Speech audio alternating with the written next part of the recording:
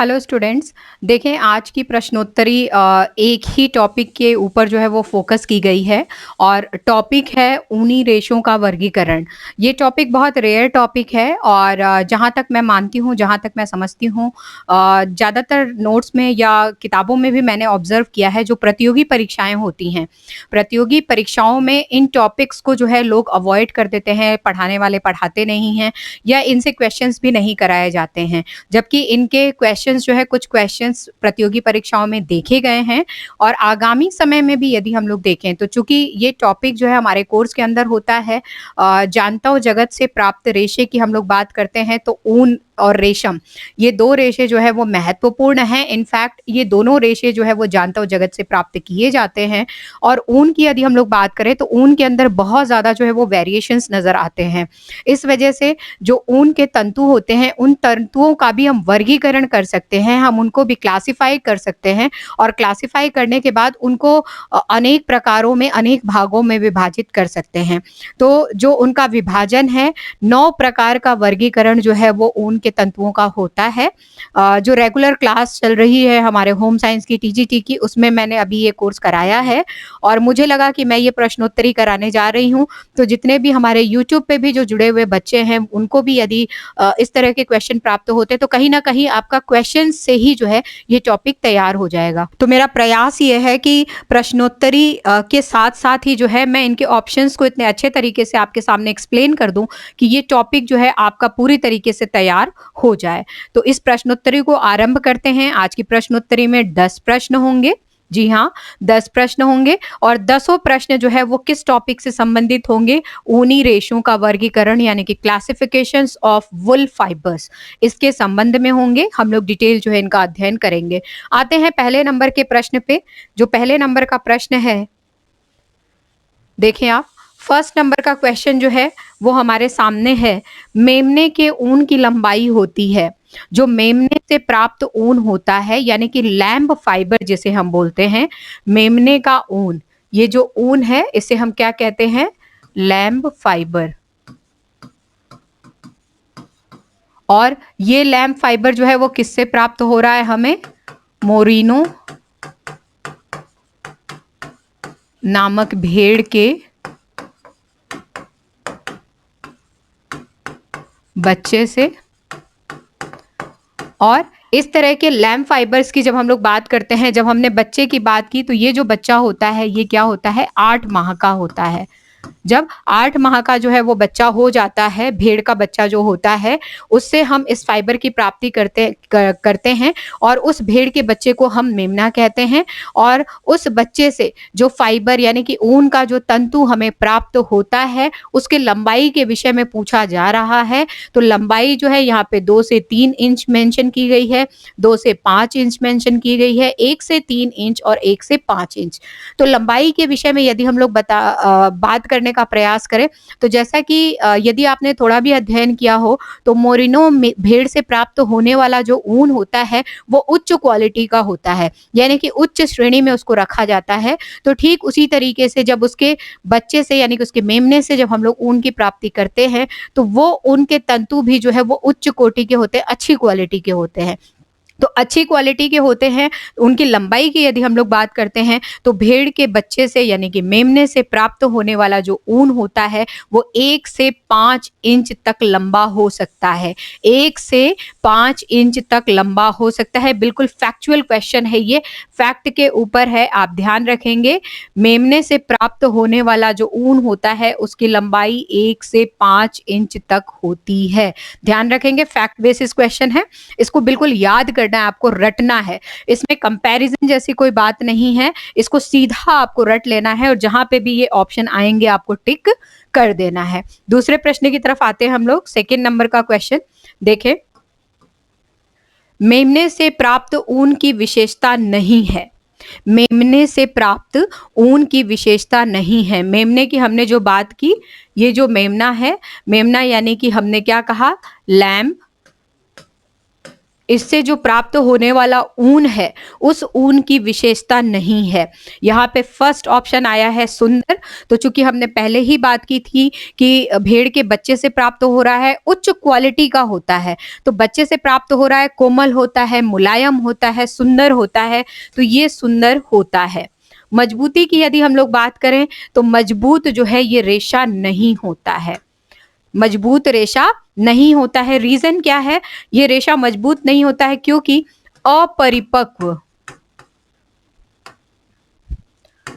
अपरिपक्व जानवर से जो है इसको प्राप्त किया जाता है। अपरिपक्व क्यों बोलेंगे, बच्चा है वो, भेड़ का बच्चा है जो बड़ा हुआ ही नहीं है। 8 माह के भेड़ के बच्चे से जो है इस रेशे की प्राप्ति हो रही है, तो वो इमेच्योर है, अपरिपक्व है, और अपरिपक्व है तो उसमें मजबूती रेशे में नहीं होती है, वो मजबूत नहीं होते हैं, मजबूत नहीं होते हैं, इस वजह से टिकाऊ भी नहीं होते हैं। दोनों सिरे नुकीले, तो हाँ, दोनों सिरे जो है जब मेमने के तंतु को आप देखेंगे तो उसके दोनों सिरे जो है वो क्या होते हैं, नुकीले होते हैं। यदि हम लोग दोनों सिरों की बात करें, यदि ये ऊन का तंतु है इस तरीके से, तो यहाँ पे ये जो सिरे हैं ये कहीं ना कहीं ऐसे जाके इस तरीके से जो है आपको नुकीले नजर आएंगे। तो ये तंतु जो है वो दोनों सिरे क्या होते हैं, इनके नुकीले होते हैं। और सूक्ष्म की बात करें तो जी हाँ, ये तंतु जो है वो सूक्ष्म भी होते हैं।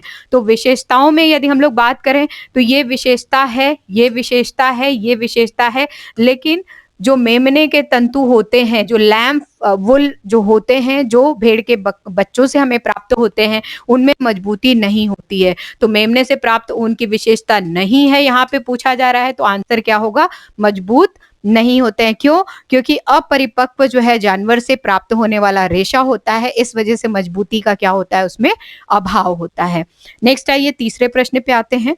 तीसरा प्रश्न देखें आप, ऊनी वस्त्र निर्माण में, जब हम ऊनी वस्त्रों का निर्माण करते हैं तो ताने में यानी कि व्रैप्स में किस ऊन का प्रयोग किया जाता है। जो ताने का ऊन होता है उसमें कौन सा ऊन प्रयोग में लिया जाता है। वेदर ऊन की हम लोग बात करते हैं, वेदर ऊन का प्रयोग नहीं किया जाता है।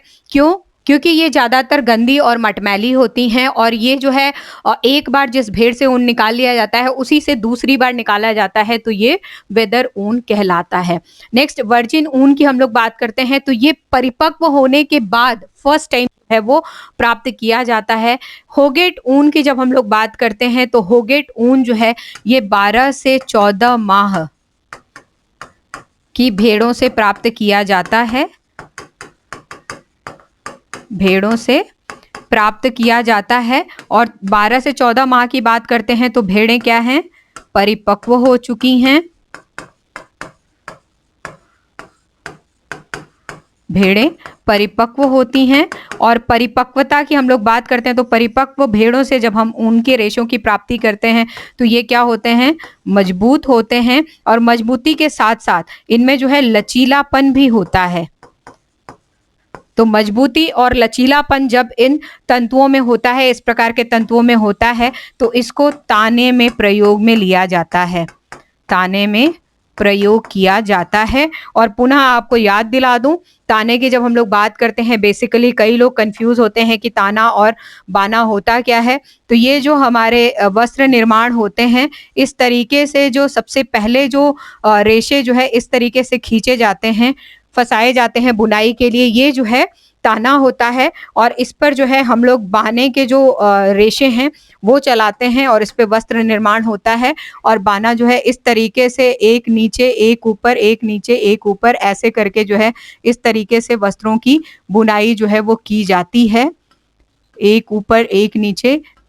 ये किसके ऊपर, जो हमने ताने वाले जो फाइबर जो रखे हुए हैं या खींचे हुए हैं उसके ऊपर इस तरीके से ऊपर नीचे करके जो है वो रेशों को चलाया जाता है और वस्त्र निर्माण जो है होता है। देख सकते हैं आप, इस तरीके से जो है वस्त्र निर्माण होता है। तो ये जो आपके पास ये वाला जो भाग आ रहा है, ये वाला जो हिस्सा है, ये क्या होता है, ताने का धागा होता है, ताने का ऊन होता है। रैप ऊन जिसको हम लोग कहते हैं। और ये चूंकि खींचा जाता है, ताना जाता है, खींचा जाता है, और इसमें जो है वो दूसरे जो बाने के धागे हैं उनको ऊपर नीचे करके निकाला जाता है, वस्त्रों की बुनाई होती है। इस वजह से इसका मजबूत होना अत्यंत आवश्यक होता है। तो जो होगेट ऊन होते हैं, चूंकि परिपक्व यानी कि मैच्योर भेड़ों से जो है इसकी प्राप्ति होती है, इस वजह से ये मजबूत भी होते हैं, लचीले भी होते हैं, ताने के धागों में प्रयोग में लिए जाते हैं। तो ऊनी वस्त्र निर्माण में ताने के रूप में प्रयोग किया जाता है। किसका प्रयोग किया जाता है? होगेट ऊन का प्रयोग किया जाता है। इसमें चौथा ऑप्शन है खिंचे हुए ऊन का। तो खिंचा हुआ ऊन तो होगा नहीं, क्योंकि मरे हुए जानवर से, जानवरों को मार करके हम इस तरीके के ऊन की प्राप्ति करते हैं। तो इस प्रकार का ऊन जो है वो कहीं ना कहीं जो वस्त्र निर्माण की प्रक्रिया होती है उनमें अच्छी क्वालिटी के वस्त्र जो होते हैं वो नहीं बन पाते हैं। उच्च क्वालिटी के, उच्च कोटि के वस्त्रों का निर्माण इनसे नहीं हो पाता है। तो हमारा करेक्ट आंसर क्या होगा? होगेट ऊन का, यानी कि ऊनी वस्त्र निर्माण में ताने के रूप में प्रयोग किया जाता है। कौन से ऊन का? होगेट प्रकार के ऊन का। नेक्स्ट आया अगला प्रश्न। चौथा प्रश्न है, वर्जिन ऊन है, जो वर्जिन ऊन होता है वो है, वर्जिन ऊन की यदि हम लोग बात करें तो इस ऊन को कुंवारी ऊन भी कहा जाता है। कुंवारी ऊन क्यों कहा जाता है? क्योंकि पहली बार इसका प्रयोग होता है, पहली बार ऊन का प्रयोग, या पहली बार जो है ये ऊन निकाला जाता है, पहली बार ऊन की प्राप्ति। ठीक है, इस वजह से जो है इसे कुंवारी ऊन यानी कि वर्जिन ऊन कहा जाता है। ऊन कौन सा है ये ध्यान रखेंगे। आंसर्स देखते हैं हम लोग ऑप्शंस। 8 माह की भेड़ से प्राप्त हुआ ऊन, अभी हमने पिछले जो है वो प्रश्न में जो है वो देखा था। 8 माह की जो भेड़ से प्राप्त हो रहा है ऊन, उसे हम क्या कह रहे हैं? लैम्ब वूल कह रहे हैं, यानी कि मेमने का ऊन कह रहे हैं हम उसको। दूसरा है 12 माह की भेड़ से प्राप्त ऊन। 12 माह और 14 माह, 12 से 14 इन दोनों माह के बीच में जो ऊन जिस भेड़ से हम प्राप्त कर रहे हैं उस ऊन को हमने हैगेट ऊन कहा, होगेट या हैगेट ऊन। ठीक है, और लास्ट है परिपक्व भेड़ से प्रथम बार प्राप्त होने वाला ऊन। जैसा कि यहाँ पे आप देख रहे हैं कि पहली बार जो है हम ऊन की प्राप्ति भी कर रहे हैं और पहली बार उसका प्रयोग भी कर रहे हैं। तो परिपक्व भेड़ से जब मैच्योर हो जाती है भेड़ और उससे पहली बार जो है जब ऊन की प्राप्ति की जाती है तो ऐसा जो ऊन होता है वो क्या कहलाता है? वर्जिन ऊन कहलाता है। ध्यान रखेंगे, फर्स्ट टाइम जिस भेड़ के जो है वो पहले चाहे 8 महीने में, चाहे 9 महीने में, 10 महीने में जब रेशे प्राप्त नहीं किए जाते हैं, फर्स्ट टाइम परिपक्व होने के बाद ही जब उनसे रेशे प्राप्त किए जाते हैं तो ऐसे रेशे वर्जिन वूल के नाम से जाने जाते हैं। नेक्स्ट है अगला प्रश्न, 5वां प्रश्न। 14 माह की भेड़ों की ऊन को काटने के पश्चात, 14 माह की जब भेड़ हो जाती है, मैच्योर हो जाती है, तो उनसे ऊन को काटने के पश्चात जब दूसरी बार ऊन प्राप्त किया जाता है तो उसे क्या कहते हैं? 14 माह की जब भेड़ हुई तो एक बार तो हमने ऊन को काट लिया, उसके बाद फिर फर्दर 18 माह, 20 माह, 22 माह, यानी कि दूसरी बार जब भी हम उससे ऊन को प्राप्त करते हैं तो सेकेंड टाइम कटिंग के बाद जो ऊन प्राप्त होता है उसे क्या कहा जाता है? यहाँ पे ऑप्शन आया है वर्जिन ऊन, तो वर्जिन ऊन तो नहीं होगा, जैसा कि हमने पहले ही बोला कि पहली बार काटा ही जाता है और यहाँ पे नाम ही दिया गया है कि दूसरी बार। पहली बार जो कट गया है उसके बाद जो दूसरी बार जो ऊन होता है उसकी बात हम लोग कर रहे हैं, तो वर्जिन नहीं होगा। कोटी ऊन की हम लोग बात कर रहे हैं, तो कोटी ऊन उन जानवरों से प्राप्त किया जाता है जिनके पालन पोषण की स्थितियां क्या होती हैं? विपरीत होती हैं, प्रतिकूल होती हैं, अनुकूल नहीं होती हैं। तो ऐसे जानवरों से जो प्राप्त ऊन होते हैं वो कोटी ऊन कहलाते हैं। तो ये भी जो है नहीं होगा, क्योंकि प्रतिकूल परिस्थितियों से भी जो प्राप्त करते हैं वो फर्स्ट टाइम ही ऊन होगा। वेदर वूल की यदि हम लोग बात करें तो जी हाँ, वेदर वूल जो है इसका सही ऑप्शन है या सही आंसर है ये इसका।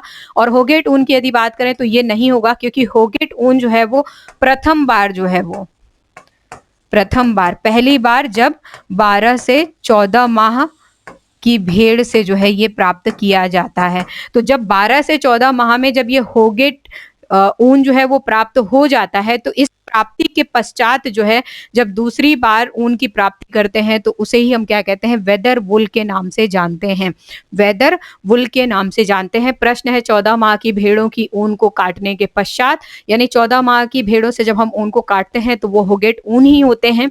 दूसरी बार जब ऊन प्राप्त किया जाता है तो उसे हम वेदर ऊन के नाम से या वेदर वुल के नाम से जानते हैं। ध्यान रखेंगे इसका आंसर। नेक्स्ट है अगला प्रश्न,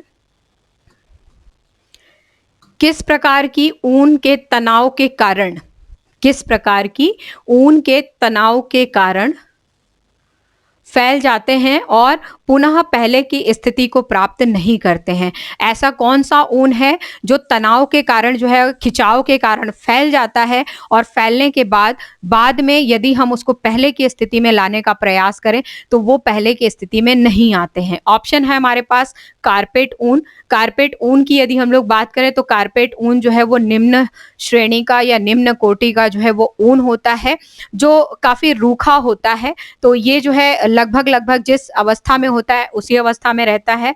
मृत ऊन की यदि हम लोग बात करते हैं तो ये मृत जानवरों से, जो जानवर मर चुके होते हैं, चाहे कोई शारीरिक चोट लगी हो उसको या फिर किसी तरीके की कोई बीमारी हो, कोई अस्वस्थता रही हो जिस कारण से जो है उसकी मृत्यु हो चुकी है, तो उस जानवर से प्राप्त जो ऊन होते हैं उसे हम मृत ऊन कहते हैं। खींची हुई ऊन के बारे में यदि हम लोग बात करें तो खींची हुई ऊन, चूंकि नाम ही आप देख रहे हैं यहाँ पे खिंची हुई से तात्पर्य ही जो है यहाँ पे तनाव जो है यहाँ पे उपलब्ध है। जब जानवरों को हम लोग मांस के लिए मार देते हैं, जब जानवरों को मांस की प्राप्ति के लिए मारा जाता है तो मारने के बाद उनके रेशे जब ऊन के लिए प्राप्त किए जाते हैं, उन रेशों की प्राप्ति के लिए जो है कुछ केमिकल्स का प्रयोग किया जाता है, चूने का प्रयोग किया जाता है। जब उन रेशों पर डाला जाता है तो वो रेशे थोड़े ढीले पड़ जाते हैं और ढीले पड़ के जो स्किन है, जो मांस है, उसको आसानी से छोड़ देते हैं। तो ऐसी स्थिति में जो रेशे हम लोग प्राप्त करते हैं वो कहीं ना कहीं खिंचाव के कारण, यानी कि खींच करके उनको प्राप्त करते हैं, जिनसे तनाव उत्पन्न होता है। और रेशों को जब हम लोग खींचते हैं तो जो उनकी प्राकृतिक अवस्था है वो अवस्था समाप्त हो जाती है, वो बिल्कुल खिंच जाते हैं और उस रेशे को उसी रूप में प्रयोग किया जाता है। उनको हम पुनः पहले वाली अवस्था में वापस नहीं ला सकते हैं। क्यों? क्योंकि खिंचे हुए ऊन ये कहलाते हैं। तो किस प्रकार के ऊन तनाव के कारण फैल जाते हैं और पुनः पहले की स्थिति को प्राप्त नहीं करते हैं? तो वो होते हैं खिंचे हुए ऊन, जिसे हम पुल्ड वुल के नाम से भी जानते हैं। ठीक है, पुल्ड वुल होते हैं, खिंचे हुए ऊन होते हैं जो खींचने के कारण ढीले पड़ जाते हैं और पहले की स्थिति में यदि हम कितनी भी प्रयास करें, कितना भी कोशिश करें, उन पे चूंकि केमिकल्स का प्रयोग, चूने का प्रयोग हमने किया है, तनाव का प्रयोग उनके ऊपर किया है, वो पहले की अवस्था में वापस नहीं आ सकते हैं। अगले प्रश्न पे आते हैं।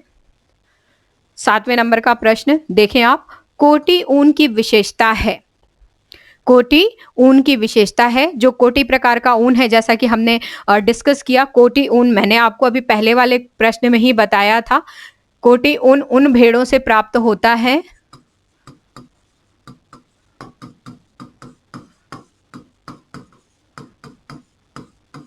उन भेड़ों से प्राप्त होता है जिनका पालन प्रतिकूल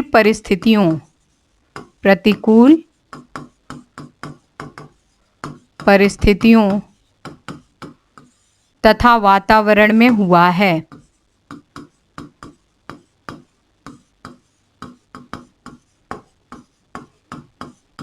यहाँ पे ध्यान रखेंगे, उन भेड़ों से जो है हम लोग कोटी ऊन की प्राप्ति कर रहे हैं जिनका पालन जो है, जो उनको परिस्थिति चाहिए, यानी कि जो अनुकूलता उसमें होनी चाहिए, वो अनुकूलता ना तो उनकी परिस्थितियों में है, ना ही वहाँ के जो भौगोलिक परिदृश्य हैं उनमें है, ना ही वहाँ के वातावरण में है, जलवायु में है, ना ही खान पान में है।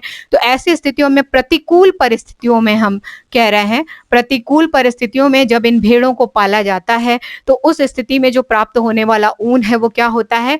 कोटी ऊन कहलाता है। और कोटी ऊन की यदि हम लोग बात करें, विशेषताओं की बात करें, तो जब हम उनको प्रतिकूल परिस्थितियों में पाल रहे हैं तो ऑब्वियसली उनके जो रेशे होंगे वो कोमल और सिल्की तो होंगे नहीं, तो वो क्या होते हैं? गंदे तथा रूखे होते हैं। क्यों? क्योंकि विपरीत परिस्थितियों में जो है उनका पालन पोषण हुआ, कीड़े मकोड़े से युक्त होते हैं। कहीं कहीं किसी किसी रेशे में क्या होते हैं, आपको छोटे छोटे कीड़े भी नजर आएंगे, घने और चिपके हुए होते हैं। रेशे जो है एक दूसरे से चिपके हुए होते हैं, खुले हुए नहीं होते हैं, सिल्की नहीं है, स्मूथ नहीं है, इस वजह से क्या होते हैं, वे चिपके हुए भी होते हैं। तो इस प्रकार के ऊन की यदि हम लोग बात करें, चूंकि गंदे तथा रूखे हैं, कीड़े मकोड़ों से युक्त हैं, घने और चिपके हुए होते हैं, तो इस प्रश्न का जो है वो ऑप्शन क्या होगा, लास्ट डी करेक्ट होगा, उपरोक्त में से सभी। कोटी ऊन की विशेषताएं हैं, तो सभी विशेषताएं हैं, गंदे रूखे होते हैं, कीड़े मकोड़ों से युक्त होते हैं, घने होते हैं और एक रेशे दूसरे रेशे में चिपके हुए दिखाई देते हैं। नेक्स्ट है अगला प्रश्न, 8वां प्रश्न देखें, टूटे फूटे एवं बदरंग ऊन कहलाते हैं। टूटे फूटे एवं बदरंग ऊन कहलाते हैं, क्या कहलाते हैं, मृत ऊन। मृत ऊन की यदि हम लोग बात करें तो अभी जो है हम लोगों ने डिस्कस किया है, जो मृत ऊन होता है वो जो मरे हुए जानवर होते हैं उनसे प्राप्त होता है। मृत ऊन की बात करें तो मरे हुए जानवरों से इसकी प्राप्ति हो रही है, ठीक है। यदि टैगलॉक की बात करते हैं तो जी हाँ, टैगलॉक ऊन जो है वो टूटे फूटे एवं बदरंग ऊन कहलाते हैं।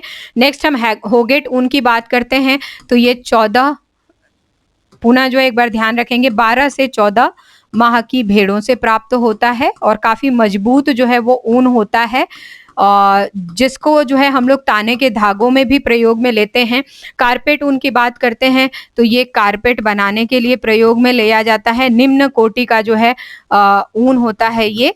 और जब हम सारे ही ऊन, जितने भी प्रकार के ऊन होते हैं उनमें से जो कटे फटे छोटे, जिनके सिरे जो है किसी के नुकीले हैं, किसी के टूटे हुए हैं, किसी में लचीलापन है, किसी में लचीलापन नहीं है, तो जो बिल्कुल एक तरीके से यदि आप देखें कि जो पहनने योग्य वस्त्र बनाने के लिए जो उपयोगिताएं होती हैं, ऐसे तंतु जिनमें वे उपयोगिताएं नहीं होती हैं, हम पहनने योग्य वस्त्रों का निर्माण नहीं कर सकते हैं, तो ये टूटे फूटे और बदरंग होते हैं। ऐसे ऊनों को हम टैगलॉक ऊन जो है वो कहते हैं। क्या कहते हैं, टैगलॉक ऊन हम लोग कहते हैं। बिल्कुल छोटे होंगे, इतने छोटे होंगे, बिल्कुल कटे फटे टूटे फुटे जो है एक तरीके से जो है होंगे, छोटे रेशे, बड़े रेशे, मोटे रेशे, किसी की गोलाई प्रॉपर होगी, किसी की नहीं होगी, किसी में लचीलापन होगा, किसी में नहीं होगा।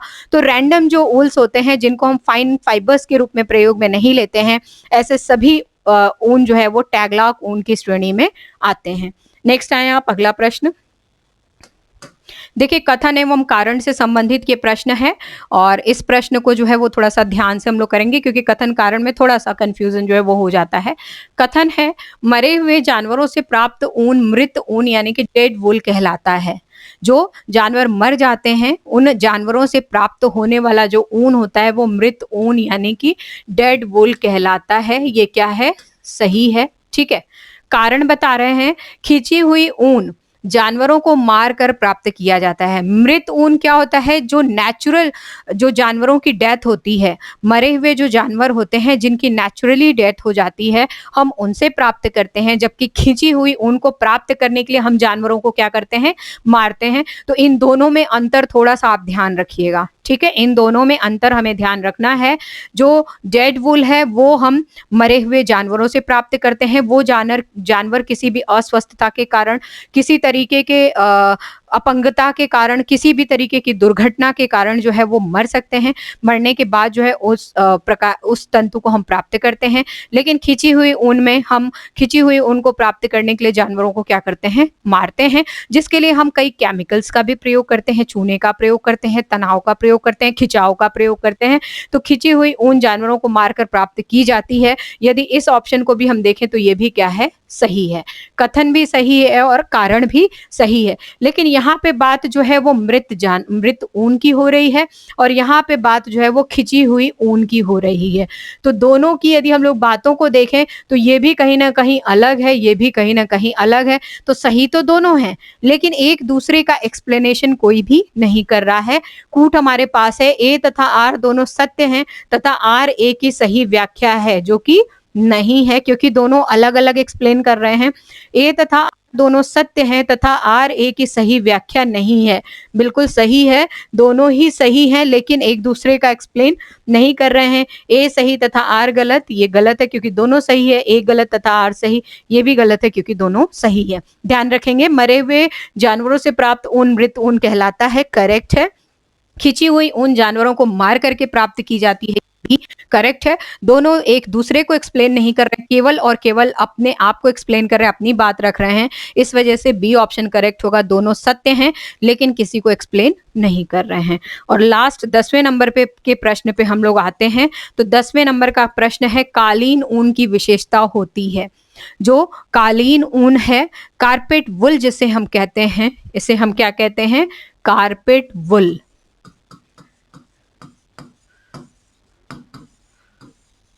कारपेट ऊल की क्या विशेषता होती है? इसके रेशे कैसे होते हैं? लंबे रेशों की यदि हम लोग बात करें तो लंबे रेशे से युक्त जो ऊन होते हैं ये क्या होते हैं? इन्हें हम फाइन फाइबर की श्रेणी में जो है वो रखते हैं। तो यदि रेशा फाइन है, फाइबर फाइन है, तो हम फिर कारपेट क्यों बनाएंगे? हम उससे पहनने योग्य सुंदर जो है वो वस्त्रों का निर्माण करेंगे। तो ये विशेषता जो है वो कारपेट उनकी नहीं है। महीन रेशों की बात करते हैं तो अगेन जो है ये भी फाइन फाइबर का भाग होता है। जो रेशा जितना महीन होता है वो उतना ही स्मूथ होता है। उससे जो वस्त्रों का निर्माण है उनमें कहीं ना कहीं लचीलापन अच्छा होता है, तो अच्छे वस्त्रों का निर्माण होता है।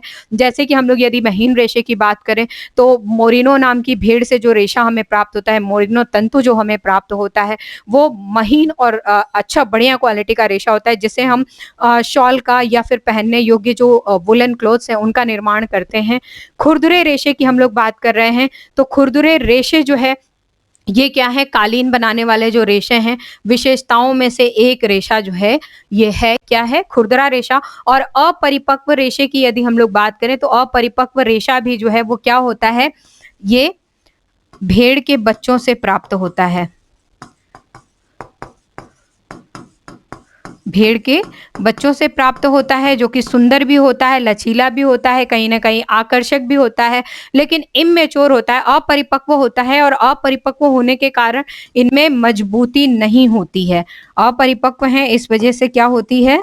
मजबूती का इनमें अभाव होता है, लचीलेपन का इनमें अभाव होता है। इस कारण से जो है यदि देखा जाए तो ये जो कारपेट होता है, कारपेट का निर्माण इससे नहीं किया जा सकता है, क्योंकि कारपेट को हम लोग नीचे बिछाते हैं, उसमें बार बार रगड़ का प्रभाव पड़ता है, लोग चढ़ते हैं, घिसाव का प्रभाव पड़ता है। तो ये सब चीजें जो है कहीं ना कहीं अपरिपक्व रेशे जो है वो नहीं झेल पाते हैं। हम लोग यदि देखें चारों ऑप्शन में जाएं, कालीन ऊन की विशेषताओं के संदर्भ में यदि देखें तो जी हाँ, कालीन ऊन जो होते हैं उनकी बेसिकली 3 विशेषताएं देखी जाती हैं कालीन ऊन की। क्या होते हैं? ये रूखे होते हैं, खुरदुरे होते हैं और कड़े या कड़ापन लिए हुए होते हैं। कड़ापन लिए हुए होते हैं। तो रूखे होते हैं, खुरदुरे होते हैं और कड़े होते हैं। ये 3 विशेषताएं जो है वो कालीन ऊन की होती है। तो यहाँ पे खुरदुरे रेशे ये क्या है? इनमें से जो है विशेषता है, सी ऑप्शन क्या होगा? करेक्ट होगा। कालीन ऊन की विशेषता है, क्या विशेषता है? रेशा जो है वो खुरदुरा होता है। तो इस प्रकार से जो है हमने जो ऊन है, ऊन का वर्गीकरण या ऊन के रेशे का जो वर्गीकरण है उस टॉपिक से 10 प्रश्नों को लेने का प्रयास किया। अब वर्गीकरण के हिसाब से यदि हम लोग नामों को देखने का प्रयास करें तो यहाँ पे जो है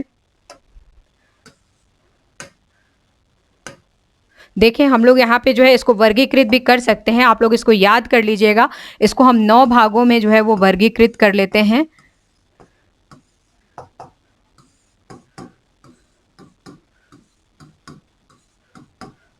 पहला है मेमने से प्राप्त, जिसे हमने लैम्स वून का नाम दिया। दूसरा है होगेट ऊन। तीसरा है